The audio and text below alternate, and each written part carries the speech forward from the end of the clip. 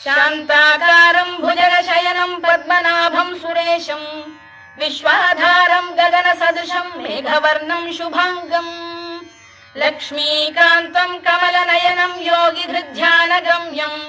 వందే విష్ణుం భవభయహరం సర్వలోకైకనాథం మేఘశ్యామం పీతకౌశేయవాసం శ్రీవత్సాంకం కౌస్తుభోద్భాసితాంగం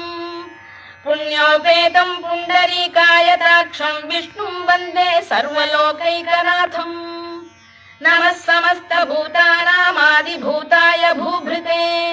అనేక రూప రూపాయ విష్ణవే ప్రభ విష్ణవే సశంఖ చక్రం సకిరీట కుండలం సపీత వస్త్రం సరసీరుహేక్షణం సహార వక్షస్థల శోభి కౌస్తుభం నమామి విష్ణుం శిరసా చతుర్భుజం ఛాయాయాం పారిజాతస్య హేమ సింహాసనోపరి